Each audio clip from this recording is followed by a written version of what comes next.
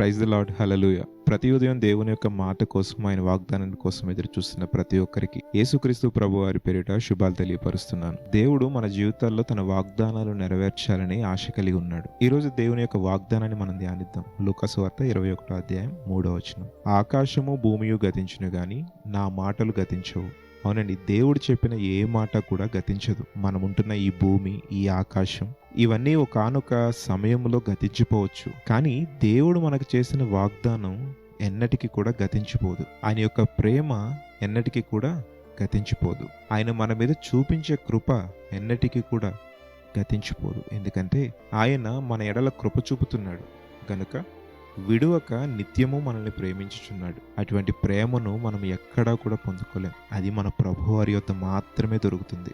నీ మీద నా మీద ఎంత ప్రేమ కలిగి ఉన్నాడంటే, పరలోకంలో తండ్రి కుడిపార్శ్వమున కూర్చుని నిత్యము కూడా పరిశుద్ధుడు పరిశుద్ధుడు పరిశుద్ధుడు అని కొనియాడబడు దేవుడు పరలోకంలో తన మహిమను వీడి భూమి మీద నరమాత్రునిగా జన్మించి మనందరి పాపములను తన శిలువమ్రాను మీద వేసుకుని మనలను తన రక్తముతో కడిగి తన ప్రాణాన్ని అర్పించి మనల్ని కొనుక్కున్నంత ప్రేమ దేవుడు కలిగి ఉన్నాడు. ఈరోజు మనం సజీవంగా ఉన్నామంటే ఆయన మన ఎడల ప్రేమ కలిగి ఉన్నాడు కాబట్టి ఆయన చెప్పిన ఏ మాట కూడా గతించిపోదు. అది నీ జీవితంలో తప్పక నెరవేర్చబడుతుంది. ఆయన నీకు ఇచ్చిన వాగ్దానము కావచ్చు, ఆయన నిన్ను ఆశీర్వదించే ఆశీర్వాదం దేవుని యొద్ద నుండి నువ్వు పొందుకోలేకపోతున్నావు అని అంటే, ఆశీర్వాదాలను వాగ్దానాలను పొందుకునే ముందు నీవు అవి తీసుకునే విధంగా దేవునికి అనుకూలముగా, దేవునికి ఇష్టనిగా జీవిస్తున్నావో లేదో మనం ఆలోచించుకోవాలి. మనము జీవించే విధానం దేవునికి ఇష్టకరముగా ఉండాలి. మనము దేవుని బిడ్డలుగా ఉండాలి. మనము దేవుని బిడ్డలుగా ఉండకుండా, దేవునికి ఇష్టనిగా ఉండకుండా ఆయన ఆశీర్వాదాలను వాగ్దానాలను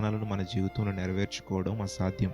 చూడండి, అబ్రహాము ఉన్నాడు. దేవుడు వాగ్దానం ఇచ్చాడు. ఆ వాగ్దానం అబ్రహాము జీవితంలో నెరవేరడానికి కొన్ని సంవత్సరాలు పట్టింది. దేవుడు అబ్రహాముకి వాగ్దానం చేసిన తర్వాత అబ్రహాము కొన్ని రోజులు చూసి, నీవు ఇచ్చిన వాగ్దానం నా జీవితంలో నెరవేరలేదని దేవుని విడిచి తిరిగేలా చెప్పండి? లేదు కదా.